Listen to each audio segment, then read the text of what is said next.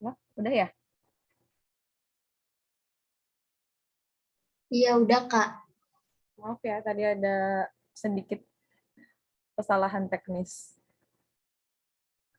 Oke, kita lanjut aja ke nomor 68. Apoteker di industri farmasi bagian quality control sedang memproduksi sediaan amoxicillin tablet.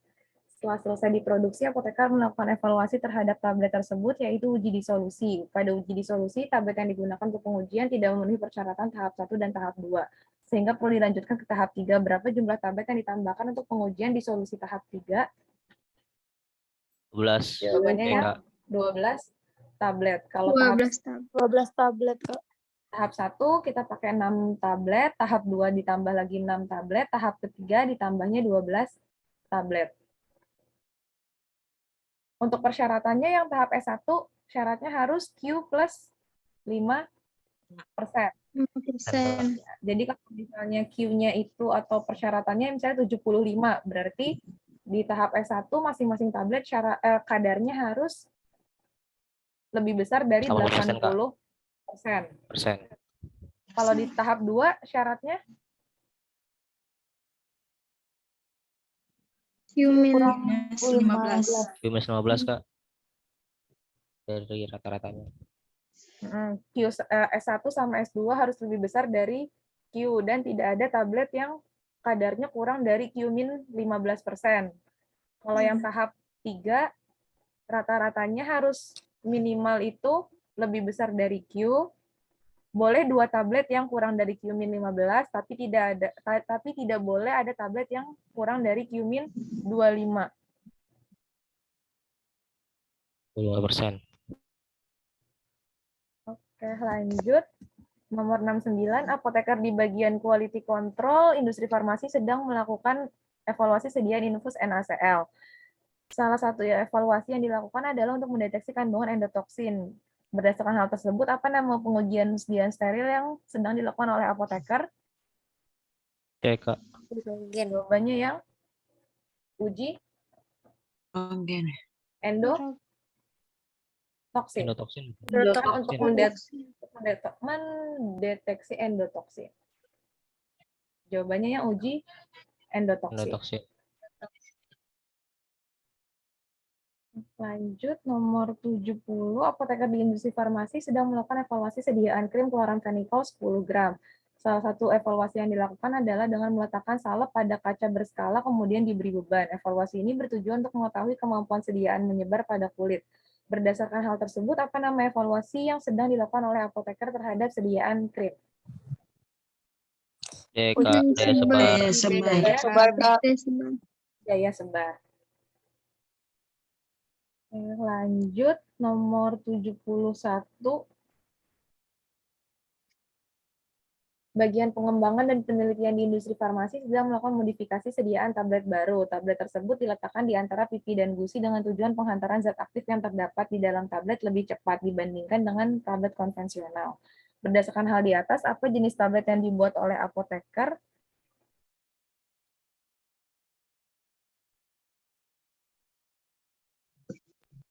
Kak, bukal. Jawabannya yang tablet bukal. Kalau sublingual di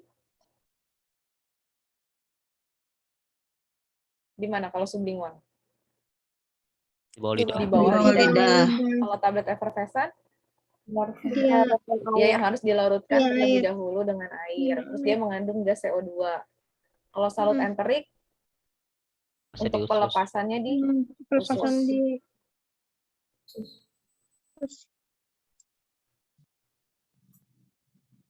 Nomor 72, apoteker di industri farmasi akan memproduksi sediaan suspensi paracetamol 100 ml. Komposisi bahan untuk memproduksi sediaan berupa ibuprofen, propilparaben, PGA, NaETA, dan gliserol. Bahan-bahan yang terdapat dalam formula memiliki fungsi masing-masing. Berdasarkan hal tersebut, fungsi dari PGA dalam sediaan suspensi adalah suspending agent, Kak. sebagai suspending agent. Kalau propilparaben dia untuk pengawet, gliserol sebagai wetting agent, NaETA sebagai anti penghelat.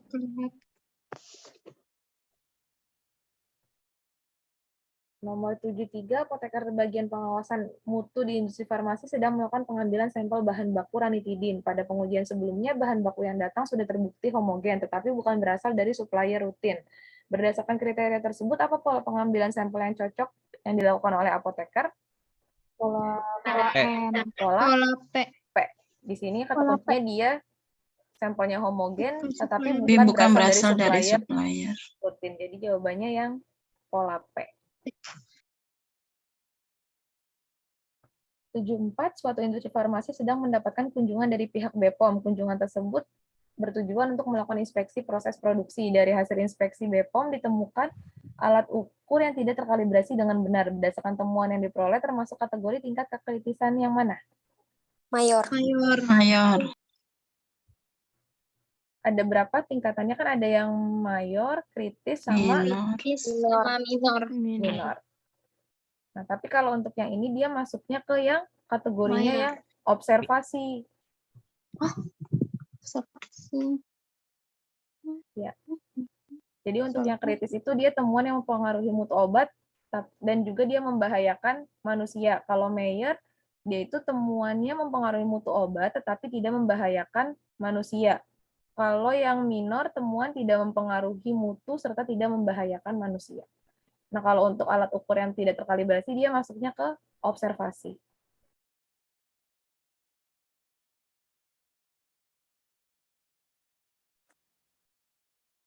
Lanjut, nomor 75, apoteker bagian pengawasan mutu melakukan evaluasi produk sediaan lansoprazol. Salah satu evaluasi yang dilakukan adalah menghitung indeks kapabilitas proses atau CPK dengan hasil rata-rata kadar 97,38.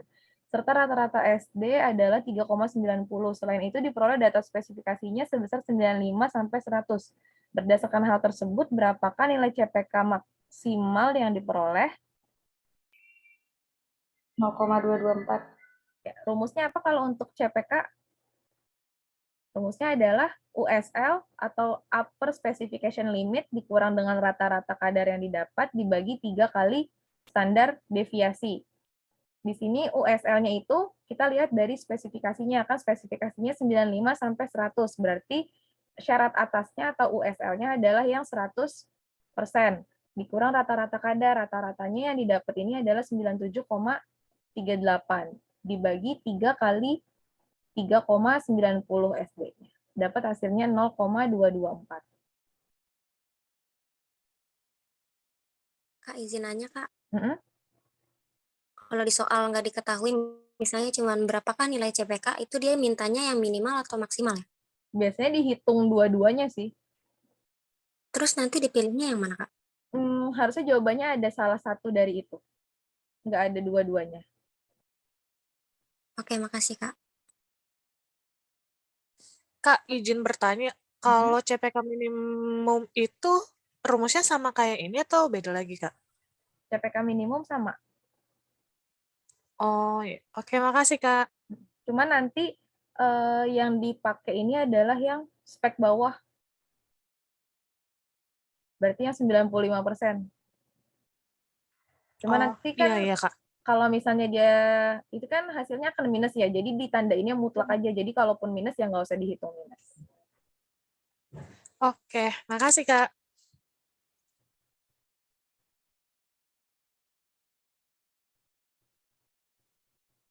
Lanjut nomor 76, apoteker di suatu industri farmasi dalam tahap pengembangan produk baru dalam bentuk aerosol.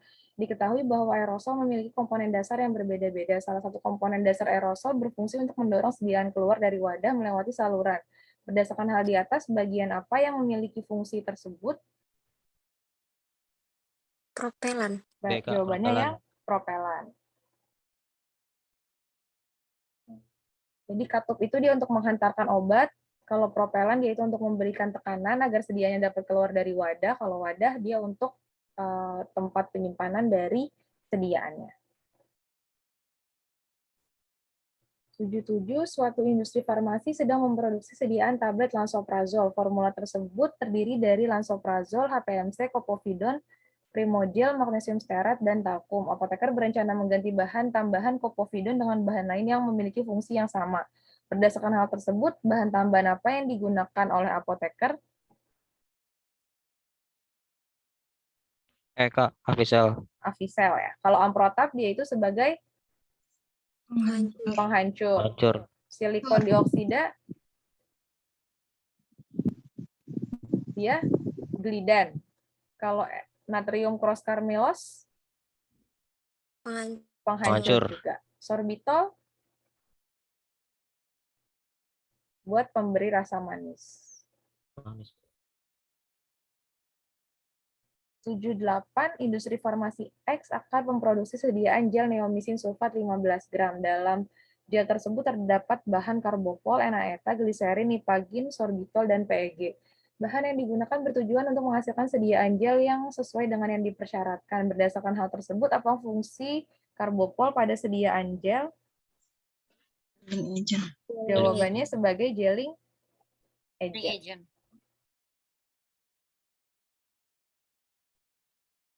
79, bagian pengembangan dan penelitian di industri farmasi sedang mengevaluasi sediaan gel natrium diklofenak.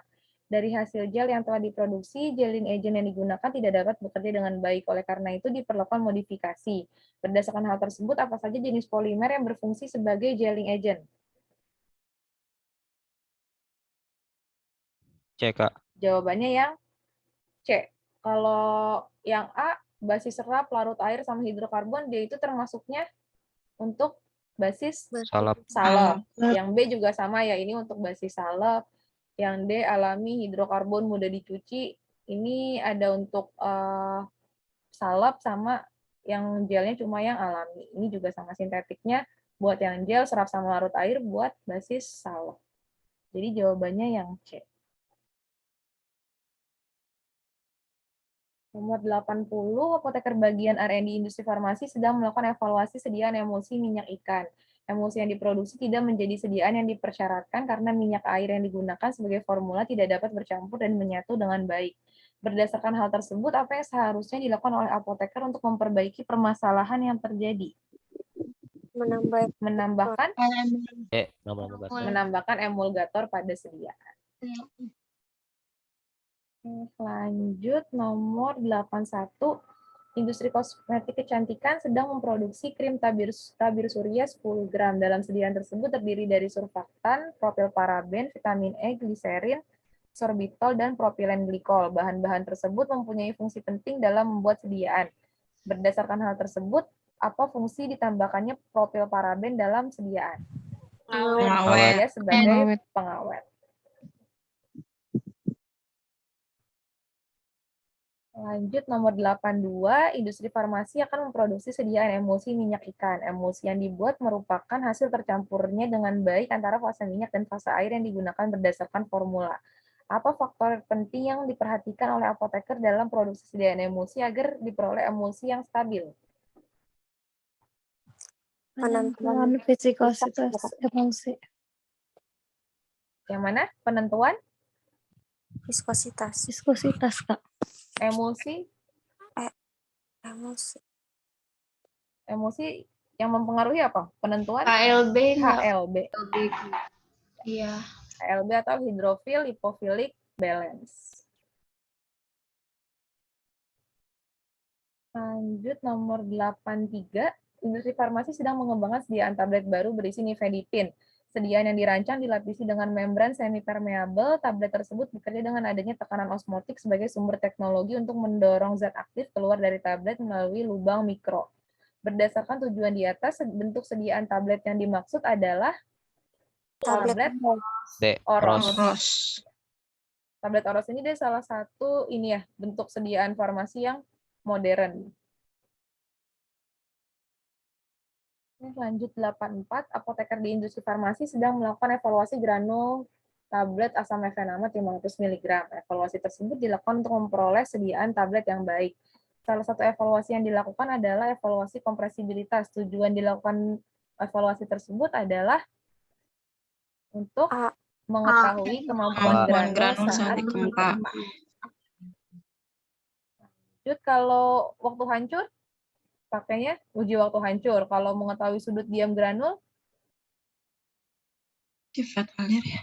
Dari sifat alirnya. Ya, dari sifat alir nanti diukur diameter sama tinggi Tinggi sudut yang terbentuk. Ya, nanti baru kita dapat nilai sudut diam. Terus ini mengetahui lagi disolusi untuk melihat disolusi zat aktif, kemudian mengetahui kadar zat aktif dalam granul. Jadi jawabannya yang A. 85 bagian produksi industri farmasi sedang membuat sediaan tablet kalium diklofenak. Tablet tersebut dibuat dengan metode granulasi basah. Pengikat yang digunakan adalah amilum. Sebelum dicampur dengan komponen lain, amilum harus diaktifkan terlebih dahulu dengan bahan liquid yang sesuai. Bahan cair apa yang dapat digunakan oleh apoteker? Air Panas. Pakai air panas. Panas. Kalau amilum pakai air panas, terus kalau povidon dia disemprot dengan menggunakan alkohol atau etanol. Nomor 86, suatu industri farmasi akan memproduksi sediaan steril tetes mata sebanyak 10 mili yang mengandung oksimetazolin HCl 0,3% dan benzalkonium klorid 0,15%. Diketahui masing-masing PTB zat aktif secara berurutan adalah 0,22 dan 0,19. Berdasarkan data yang ada, berapa jumlah NaCl yang harus ditambahkan untuk memperoleh sediaan yang isotonis?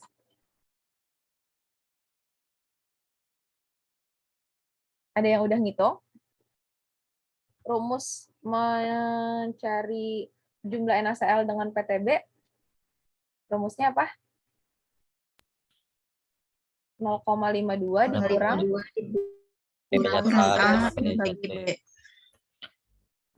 0,576. 0,576. Nah, ini untuk rumusnya 0,52 dikurang A1 kali C1 atau PTB dikalikan dengan konsentrasi zatnya. Kalau ada 2 nanti tinggal ditambahin A2 dikali C2 dibagi B, di mana B ini adalah PTB dari NaCl. Kalau misalnya nggak diketahui, langsung aja ditulis PTB NaCl itu 0,576. Nah, ini didapat 0,7387 dalam 100 mili. Karena yang dibuat dalam 10 mili, berarti tinggal 10 per 100 dikali 0,7387, yaitu 0,0738 gram.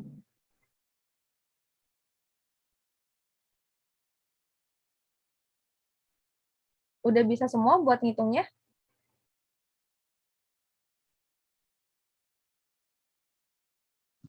Bisa, Kak. Lanjut, nomor 87, industri farmasi sedang memproduksi sediaan tablet ketoconazole. Sediaan tersebut dibuat dengan metode granulasi basah. Pada granulasi basah terdapat fase dalam dan fase luar. Bahan apa yang bukan termasuk komponen dari fase luar? Pengisi. Jawabannya adalah pengisi. Pengisi dia masuknya ke fase dalam. Nah, ini untuk yang masuk ke fase dalam, yaitu ada zat aktif, pengisi, pengikat, penghancur. Kalau fase luar ada antiadheran, lubrikan, maupun glidan. 88 bagian produksi industri farmasi akan memulai tahap produksi tablet amoksisilin. Tablet tersebut dibuat menggunakan granulasi basah, salah satu komponennya merupakan fase dalam. Fase dalam ditambahkan saat awal produksi. Dari beberapa bahan tambahan di bawah ini yang tidak termasuk fase dalam, pelincir. Dia dimasukkan ke dalam fase luar. 89, apoteker di industri farmasi sedang melakukan produksi sediaan steril infus NaCl. Setelah dilakukan produksi, apoteker melakukan beberapa evaluasi sediaan steril sesuai yang dipersyaratkan. Berdasarkan hal tersebut, apa saja yang termasuk evaluasi sediaan steril yang harus dilakukan oleh apoteker? D. Uji endotoksin, sterilitas, sama pirogen. Ya, endotoksin, sterilitas, sama pirogen. Untuk uji sterilitas, ini sesuai yang dipersyaratkan sama farmakope. Kalau uji endotoksin menggunakan, biasanya pakai metode LAL, atau limulus amoebosit lisat. Kalau uji pirogen dengan menggunakan kelinci. Untuk uji pirogen, kelincinya yang digunakan ada berapa aja? 3. Ya, di tahap 1 sama 5. Di tahap 1 pakai 3. Syaratnya? Iya. Nggak Tidak boleh dari ada 0,1 naik. suhunya ya 0,1. Emang 0,1 ya? 0,5. 0,5 Kak. 0,5 Kak. Ya, syaratnya 0,5. Terus kalau untuk tahap 2? 8, Kak. Jadi nambah 5.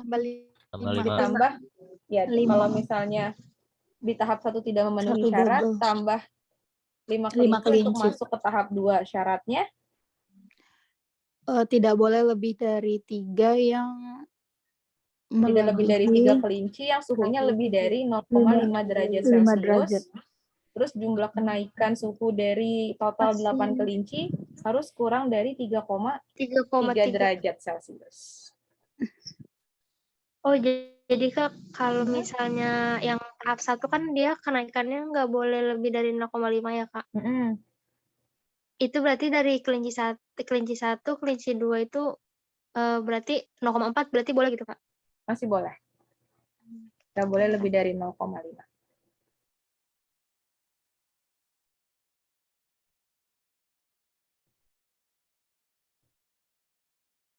Ada yang mau ditanyain lagi?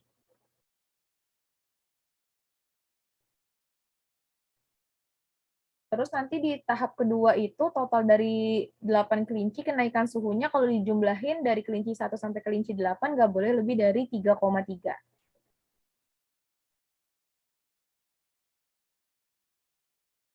Lanjut nomor 90, apoteker di industri farmasi sedang melakukan produksi sediaan tablet hisap.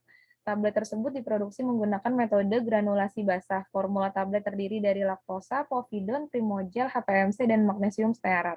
Dari komponen bahan di atas, bahan apa yang tidak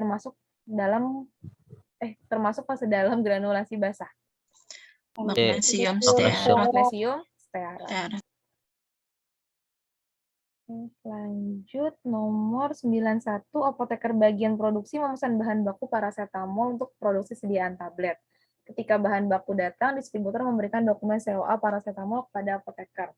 Setelah dilakukan proses serah terima barang, apa yang harus dilakukan oleh apoteker terhadap bahan baku tersebut? B.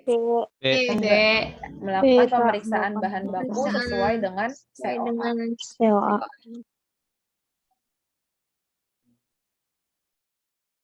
Nomor 92, seorang apoteker memiliki wewenang sebagai kepala penanggung jawab sebuah industri farmasi yang baru berdiri. Terdapat beberapa hal yang harus dilakukan oleh apoteker untuk mendapatkan izin industri farmasi. Lembaga apa yang akan mengeluarkan izin industri farmasi? Yang Dirjen Binfar. Binfar. Jawabannya yang dari Dirjen Binfar. Nah, ini untuk izin industri farmasi, IOT, dan IEBA dia izinnya dari Dirjen Binfar, kemudian kalau UKOT dari Dinkes Provinsi, UMOT atau usaha mikroobat tradisional dari Dinkes Kabupaten Kota, kalau apotek melalui PTSP.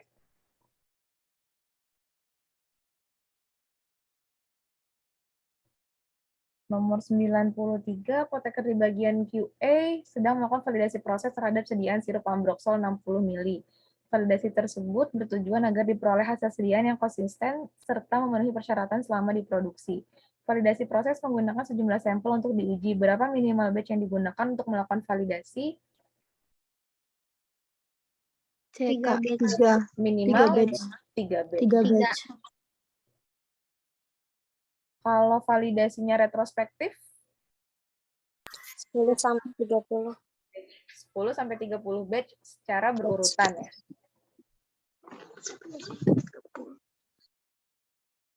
Lanjut nomor 94, apoteker di industri farmasi akan memproduksi budesonid turboheller. Dalam kemasan turboheller tertera budesonid 120 dosis. Kandungan budesonid sebanyak 100 mg untuk setiap turboheller. Berapa mikrogram jumlah budesonid untuk satu kali pakainya?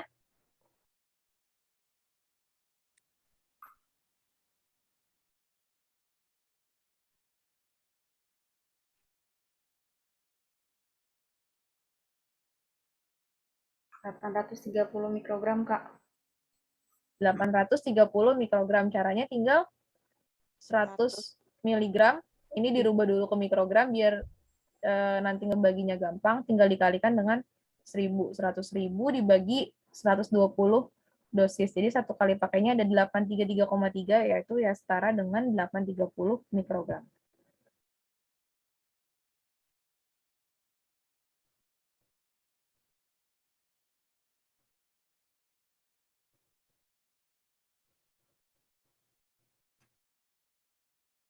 Nomor 95, apoteker di industri farmasi akan memproduksi sediaan metformin. Berdasarkan literatur, diketahui bahwa metformin memiliki homogenitas yang kurang bagus. Agar tablet cetak memenuhi persyaratan, maka perlu dilakukan evaluasi terhadap metformin. Berdasarkan hal tersebut, yang perlu dilakukan apoteker untuk memperbaiki homogenitas metformin, Meningkatkan kecepatan pengadukan, Kak. D. Kak. jawabannya yang menggunakan pencampuran interaktif. Pencampuran interaktif dia itu dilakukan apabila adanya interaksi di antara komponen penyusun, terjadi penempelan partikel satu dengan partikel lainnya, kemudian komponen penyusun tidak harus homogen, digunakan untuk zat aktif yang memiliki homogenitas kurang baik. Pencampuran dilakukan menggunakan alat mixing. Keuntungannya, dia itu efektif untuk mencampurkan zat aktif dosis kecil, stabilitas campurannya sangat baik, tidak perlu menggunakan bahan pengikat. Kalau pencampuran acak, yaitu bahan yang digunakan harus memiliki dimensi serta ukuran partikel yang sama, tidak ada daya adhesi dan kohesi antar partikel. Jadi kalau misalnya homogenitasnya kurang bagus, dipilihnya yang pencampuran interaktif. Kak mau tanya, Kak, kalau dia yang meningkatkan kecepatan pengadukannya itu pada saat gimana, Kak? Kalau meningkatkan kecepatan pengadukan itu harusnya cuma untuk mempercepat ininya sih, homogenitasnya, bukan meningkatkan homogenitas. Oke, Kak, makasih, Kak. Jadi beda antara kalau misalnya emang sifat homogenitasnya yang kurang bagus sama kalau dia homogenitasnya udah bagus, cuma kita ingin mempercepat supaya waktu homogenitasnya itu lebih cepat. Itu bisa dengan meningkatkan kecepatan pengadukan. Nomor 96, apoteker di industri farmasi akan memproduksi sediaan piroxicam 200 mg. Apoteker akan menggunakan timbangan seksama untuk menimbang zat aktif. Berapa rentang penimbangan bahan aktif piroxicam yang diperbolehkan jika menggunakan timbangan seksama? Kalau timbangan seksama berarti syarat maksimal penyimpangannya adalah kurang lebih 0,1%. Tinggal dihitung 0,1/100 kali 200, ini adalah 0,2 mg, berarti batas bawahnya 200 dikurang 0,2 itu 199,8, terus batas atasnya 200 tambah 0,2 itu 200,2 mg. Satu lagi selain timbangan seksama ada yang namanya timbangan kurang lebih ya. Kalau kurang lebih dia syaratnya simpangannya berapa persen? 10%. 10%. Ya, kalau untuk timbangan kurang lebih syaratnya itu dia penyimpangannya 10%. Nomor 97, industri farmasi akan melakukan pengembangan produk sediaan salep kloramfenikol 10 gram. Pada formula salep terdiri dari kloramfenikol, nipagin, dimetil sulfoksida, sorbitol, PEG, dan vitamin E. Berdasarkan hasil evaluasi salep yang dilakukan oleh apoteker, perlu ditambahkan bahan yang berfungsi sebagai peningkat penetrasi agar kloramfenikol dapat berpenetrasi lebih baik ke dalam kulit. Berdasarkan hal tersebut, bahan apa yang ditambahkan oleh apoteker? PEG. Sulfoksida. Jawabannya yang DMSO atau dimetil sulfoksida. Kalau PEG atau sorbitol dia itu sebagai humectant. Nipagin buat pengawet, vitamin E sebagai antioksidan. Untuk Boleh peningkat nanya, Kak. Kalau peningkat penetrasi sama dengan enhancer nggak, Kak? sama, enhancer. Tapi PEG bukannya bisa sebagai enhancer juga ya? PEG itu sebenarnya nanti dia ada macam-macam kan ya. PEG itu ada yang bentuknya cair sama yang bentuknya padat. Nah, kalau yang bentuknya cair dia itu lebih sebagai yang humectant. Tapi umumnya PEG itu emang dia sebagai humectant. Nggak terlalu kuat sebagai peningkat penetrasi atau enhancer. Kalau untuk enhancer biasanya dipilihnya yang DMSO atau triethanol-lamin. Terima kasih, Kak.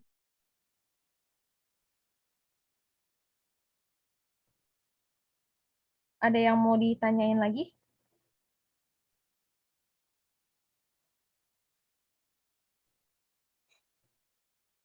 Lanjut nomor 98, Apoteker di suatu industri farmasi akan memproduksi sediaan ibuprofen 400 mg. Apoteker akan menggunakan timbangan kurang lebih untuk menimbang zat aktif. Berapa rentang penimbangan bahan aktif yang diperbolehkan jika menggunakan timbangan kurang lebih? A. Jawabannya yang 360 sampai 440. Sama kayak tadi, dihitung dulu 10%-nya itu dari yang mau ditimbang berapa, itu dapat 10% dari 400 mg adalah 40 mg, nanti dihitung batas bawahnya 400 kurang 40, 360, batas atasnya 400 tambah 40, yaitu 440. 99, suatu industri farmasi akan memproduksi sediaan krim menggunakan twin dan span. Diketahui HLB twin 16 dan HLB span 7,4, sedangkan HLB campuran yang diinginkan adalah 25 dengan bobot emulgator 12 gram. Berdasarkan data tersebut, berapa bobot twin dan span yang ditimbang?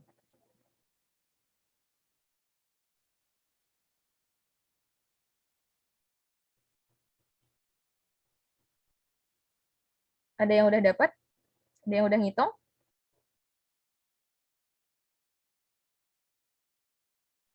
Ya Kak. Jawabannya yang biasanya pakai cara aligasi ya, yang lebih gampang.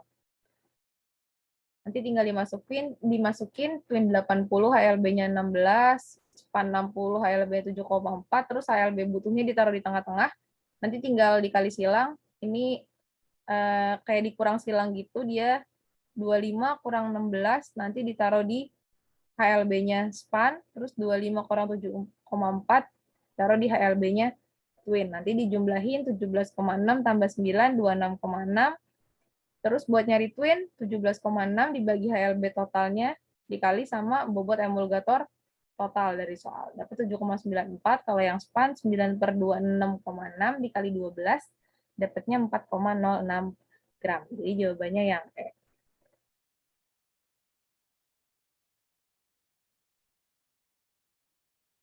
Nomor 10, suatu industri farmasi akan memproduksi sediaan steril infuseftriaxone sebanyak 100 ml. Konsentrasi ceftriaxone yang digunakan adalah 1% dengan ekivalensi NaCl sebesar 0,15. Berdasarkan data tersebut, berapakah NaCl yang perlu ditambahkan untuk memperoleh sediaan yang isotonis?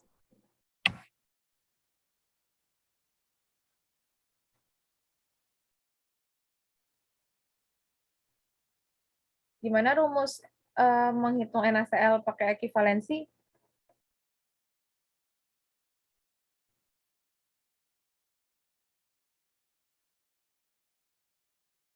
Pakai caranya yang 0,9/100 kali volume yang mau dibuat dikurang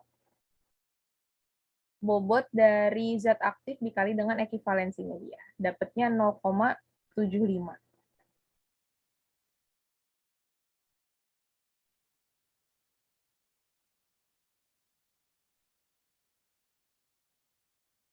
Lanjut 101, suatu obat memiliki absorptivitas jenis 240.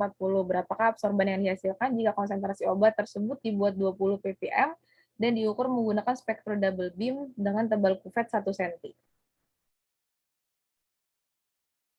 Rumusnya apa untuk mencari ya? Jawabannya A. Rumusnya? A sama dengan A 1% dikali B dikali C. Berarti tinggal ini 240 dibagi 10.000 dikali dibagi 10.000 dikali 20 dikali 20. Dapatnya 0,48 dibuletin ke atas, jadi hasilnya yang 0,5. Kak, bentar boleh nggak Kak? Yang nomor 100 tadi Kak, boleh bentar aja. Ini kan kebetulan volumenya 100 mili ya. Kalau misalnya nanti volumenya misalnya 30 mili gitu kan. Nanti si NaCl-nya berarti 0,9/3. 0,9/100. Nanti ini tinggal dikali 30. Nah, terus si yang ceftriaxone ini nanti dikali 30 mili juga nggak? Nggak usah. Ini tetap aja. Berat dikali sama ekivalensinya. Oh, nggak usah ya Kak. Langsung aja. Kecuali kalau si tapi walaupun ceftriaxone-nya dalam bentuknya persen. Oh ini ya, persennya ini ya, harus dicari bobotnya dulu. Berarti nanti 1% dikali 30 mili dulu. Pokoknya kalau misalnya kita ngitung ekivalensi, itu satuannya harus dalam gram. Oh iya. Yang di sini. Tapi kalau misalnya yang tadi pakai PTB, itu konsentrasinya dalam persen. Oke, Kak. Kasih.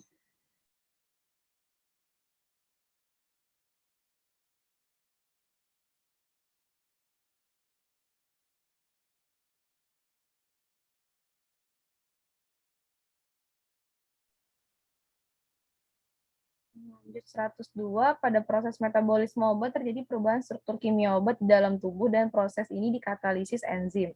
Salah satunya adalah dengan menggunakan reaksi hidrolisis pada fase perombakan. Berikut contoh hidrolisis adalah contoh reaksi hidrolisis yang Yang B enggak, Kak? Kan kurang bego ah. Yang E, Kak. yang mana? Jawabannya Yang E, Kak. Jawabannya yang C, prokain menjadi asam para amino Yang C. benzoat.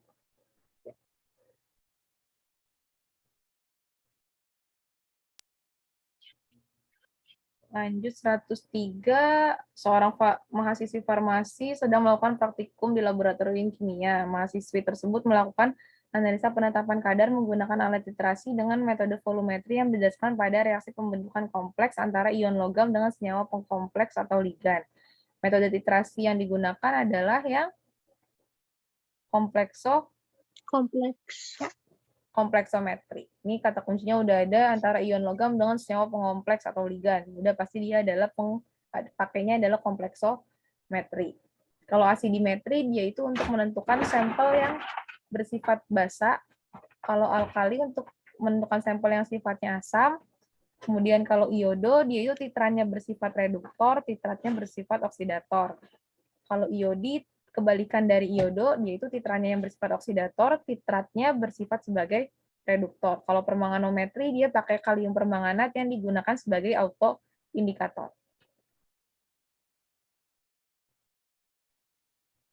104, apoteker sedang melakukan analisa penetapan kadar terhadap senyawa X dengan menggunakan metode titrasi pengendapan. Titrasi pengendapan dilakukan dengan metode argentometri. Senyawa apa yang dapat dititrasi dengan menggunakan metode tersebut? Halogen. Ya, argento untuk senyawa halogen. Tadi kalau asam basa pakainya yang reaksi penetralan. Kalau senyawa metil? Netral. Kalau senyawa metil? Senyawa untuk apa? Pakai reaksi nitrimetri ya. Kemudian ada senyawa aluminium hidroksida. Berarti dia tetap masuk yang alkali atau asidi? ALOH. Atau apa? Aluminium hidroksida. Kompleksometri. Kalau mau lihat dari kandungan aluminiumnya. Masuknya logam ya. Logam.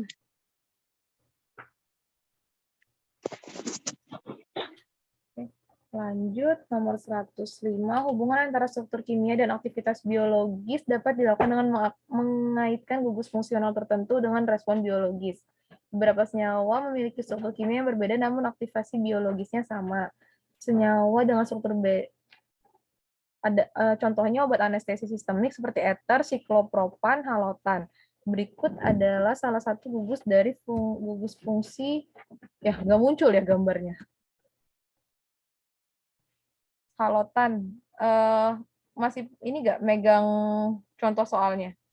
Dia itu di sini ada Cl, terus Br,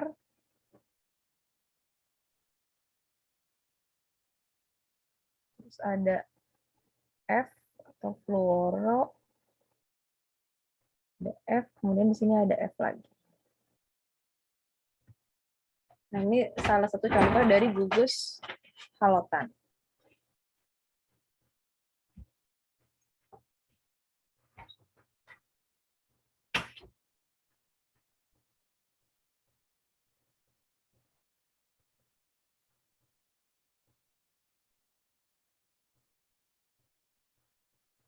106, apoteker sedang membuat sediaan yang memiliki efektivitas sebagai diuretik. Zat aktif yang digunakan adalah HCT. Gugus dari senyawa tersebut yang HCT yang C. Ini sebenarnya hafalan sih kalau untuk gugus-gugus senyawa, tapi kayaknya di UKAI jarang keluar deh.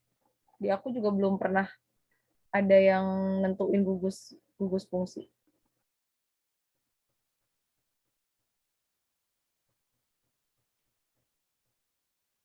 (107) untuk yang sulfanilamid jawabannya yang E.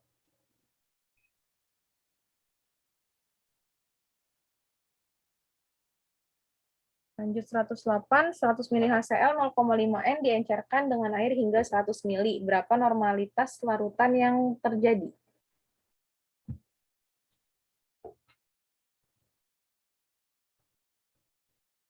(0,1).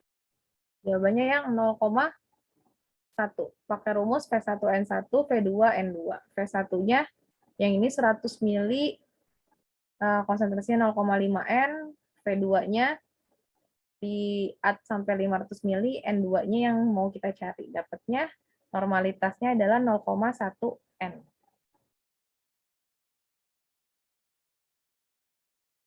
Ini pasien X datang ke apotek menebus resep berisi obat untuk menurunkan tekanan darah golongan diuretik. Loop. Apoteker memberikan obat dengan struktur molekul sebagai berikut. Dari struktur molekul tersebut, obat apa yang diberikan oleh apoteker? Yang diuretik loop cuma yang furosemid. Furosemid.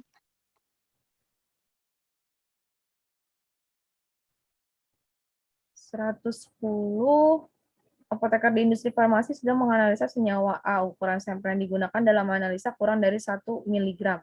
Berdasarkan banyaknya sampel yang dianalisis, metode analisa apa yang digunakan apoteker tersebut? Jawabannya yang ultra mikro. Kalau yang 111 ini juga hampir mirip, cuma untuk sampel analisanya dia itu 0,01 gram atau dia 10 mg. Dia masuknya ke analisis semi mikro.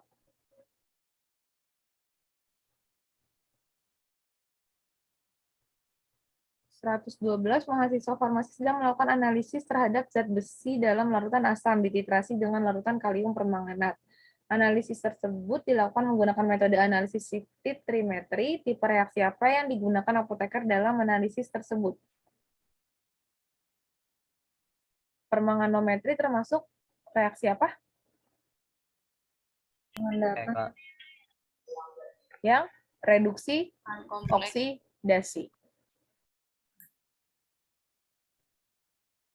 Kalau yang reaksi asam basa atau penetralan, tadi kan yang asidi sama alkali, pembentukan kompleks, dia yang kompleksometri. Pengendapan, contohnya itu yang argentometri. Nah, kalau reduksi oksidasi, dia cukup banyak. Kalau reduksi oksidasi itu ada yang iodo-iodi, terus tadi ada permanganometri, nah itu dia masuk ke reduksi oksidasi.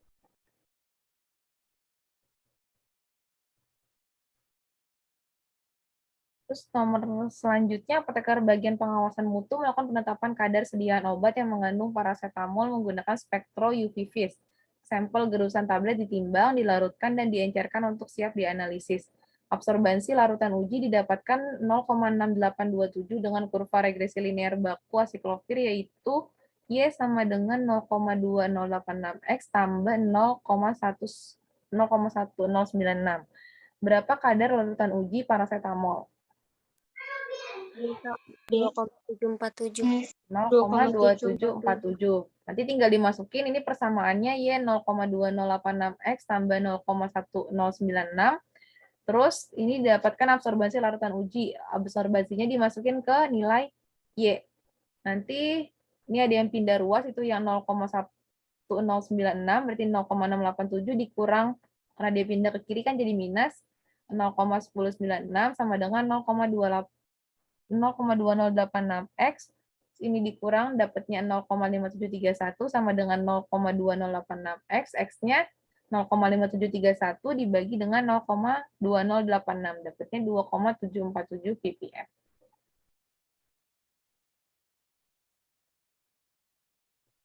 114, apoteker akan membuat larutan NaOH dengan melarutkan 2,4 gram NaOH dengan air dan mengecerkan hingga 500 ml.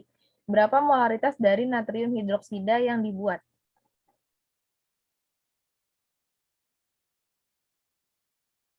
Rumus mencari molaritas yaitu adalah massa dibagi MR dikali 1000 per volume pelarut dalam mili. Nah, ini bobotnya adalah 2,4 mR NaOH itu Na. Na berapa? AR-nya?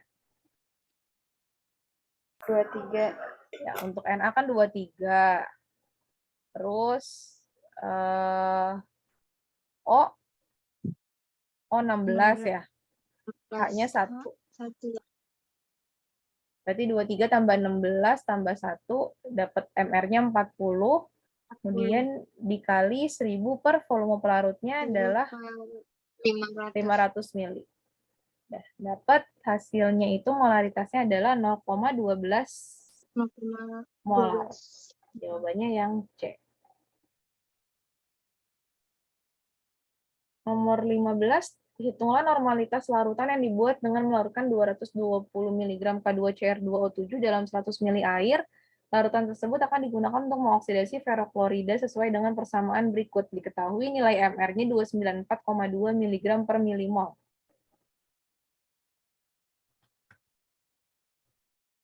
Berapa?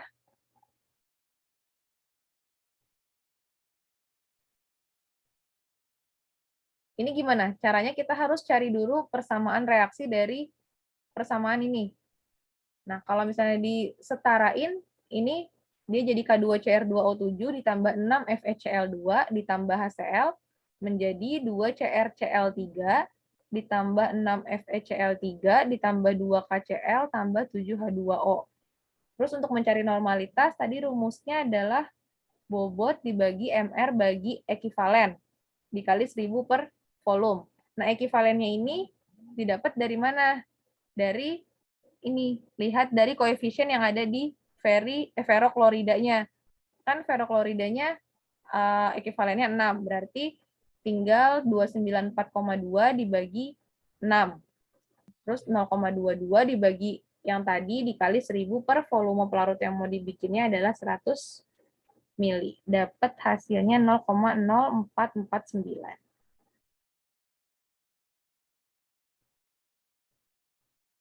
Bingung nggak?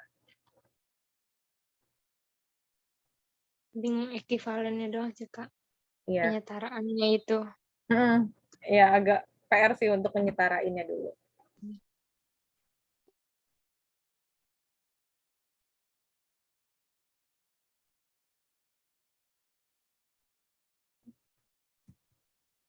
Lanjut, nomor selanjutnya, berapa gram glukosa harus dilarutkan dalam 563 gram etanol untuk membuat larutan 2,4 kali 10 pangkat min 2 molar?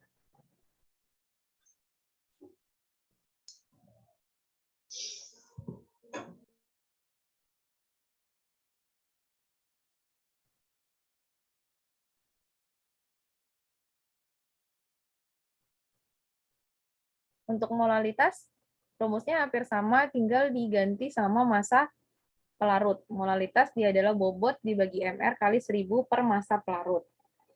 Karena kita mau cari bobotnya, ini nilai molalitasnya udah diketahui, yaitu 2,4 kali 10 pangkat min 2 molal. Terus MR-nya dicari MR dari glukosa C6H12O6, yaitu adalah 180, dikali 1000 dibagi dengan massa pelarut. Massa pelarutnya 563 gram. Terus nanti dapat hasilnya adalah 2,43.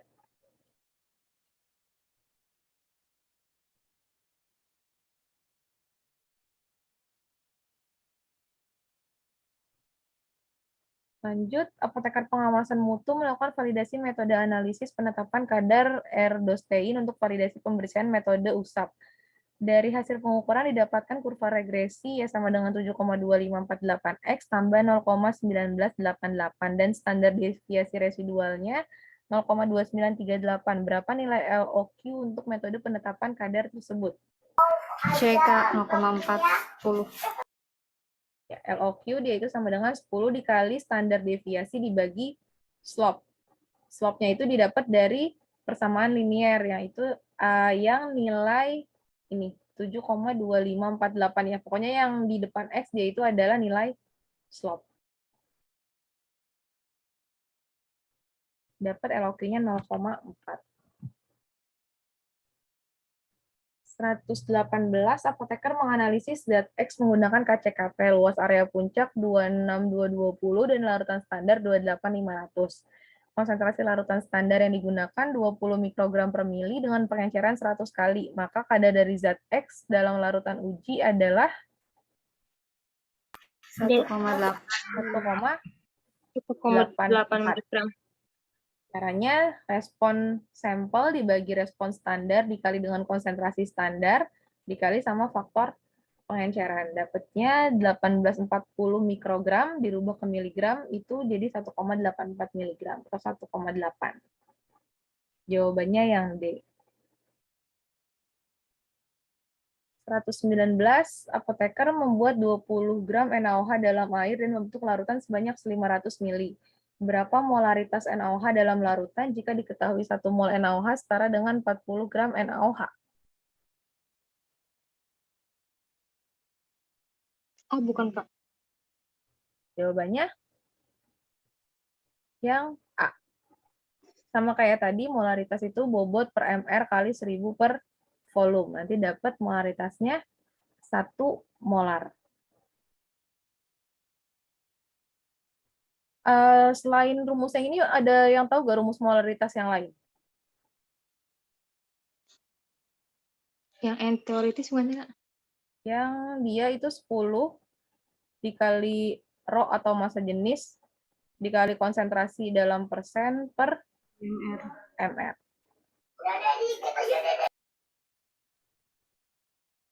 Ini rumus molaritas yang lain. Kayak misalnya diketahui HCl 37% dengan massa jenisnya misalnya 1,07. Nah, misalnya kita disuruh hitung dari HCl itu berapa molar. Nah, itu teman-teman nanti pakainya rumusnya ini. 10 dikali massa jenis dikali konsentrasinya per mr.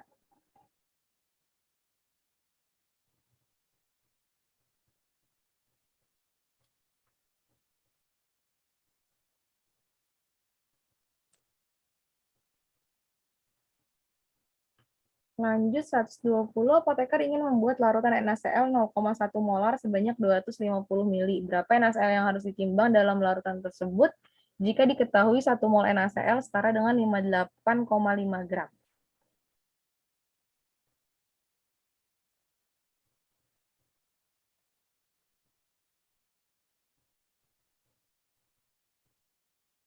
BK. 1,4625.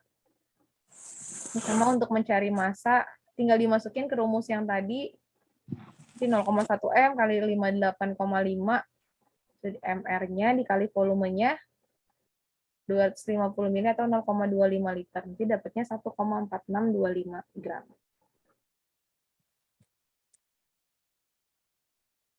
Ini 122, apoteker sedang mengidentifikasi senyawa X menggunakan mikroskop. Identifikasi dilakukan secara konvensional menggunakan reaksi-reaksi tertentu dan pengamatan bentuk kristal. Apakah jenis bentuk kristal tersebut jika memiliki bentuk kristal seperti pada gambar di bawah ini? C. Jawabannya yang kristal berbentuk flat. 123, apoteker akan membuat larutan HCl. Berapa banyak air yang harus ditambahkan bila ingin membuat HCl 2 molar sebanyak 250 mili dari HCl pekat 12 molar? A. Jawabannya yang 41,6. Ya, ini salah ya, harusnya yang A. Hitungannya yang 41,6. Dimasukin ke rumus P1N1. P1-nya yang mau dicari, ini normalitasnya diambil dari HCl yang pekat 12 molar, sama dengan V2 250 mili yang mau dibuat dengan konsentrasi 2M. Tinggal 250 kali 2 dibagi 12, dapatnya 41,6 mili. 124, apoteker sedang mengidentifikasi senyawa dari kandungan obat yang berkhasiat untuk mencegah dan mengobati mual, muntah, dan pusing akibat mabuk perjalanan. Memiliki rumus bangun sebagai berikut. Obat apa yang dimaksud? Dimenhydrinate. Jawabannya yang dimenhydrinate. Yang terakhir, bagian pengembangan dan riset industri farmasi melakukan uji kesesuaian sistem pada sampel X dengan menggunakan metode KCKT. Hasil uji menunjukkan waktu retensi 6 dan 9 menit, lebar puncak mempunyai ekivalen masing-masing 0,5 dan 1,5. Berapa resolusi kedua puncak tersebut? 3, Kak. Jawabannya 3. 3. Rumusnya dia 2 delta TR atau perbedaan waktu retensi dibagi W1 lebar puncak pertama ditambah lebar puncak yang kedua. Jadi 2 dikali waktu retensinya 9 menit sama 6 menit, ini tinggal dikurang, dibagi lebar puncaknya 0,5 ditambah 1,5. Berarti 2 kali 3 dibagi 2, dapat resolusinya 3. Sampai sini ada yang mau ditanyain dulu buat malam ini sampai nomor 125 dulu, nanti dilanjut ke pertemuan selanjutnya. Atau teman-teman ada soal yang mau dibahas atau mau didiskusikan, boleh di-sharing aja.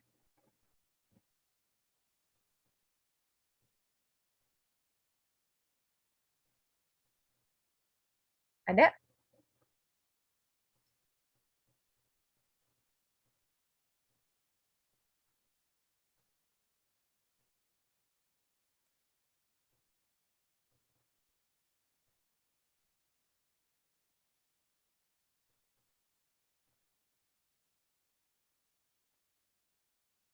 Nggak ada?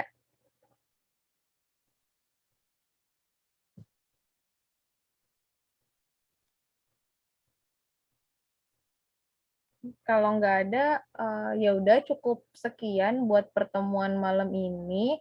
Semoga bermanfaat buat teman-teman semua. Kalau misalnya ada yang mau didiskusikan, nanti bisa sharing di grup yang paguyuban. Kalau ada yang mau ditanyain, bisa di-share aja soalnya di situ. Baik dari soal mana aja, atau teman-teman lagi bahas soal ketemu yang mau ditanyain, nanti bisa di-sharing aja di grup itu. Oke, nggak ada lagi? Baik, Kak. Oke, sekian untuk malam ini. Makasih ya teman-teman semua. Assalamualaikum. Makasih, Kak. Waalaikumsalam warahmatullahi wabarakatuh.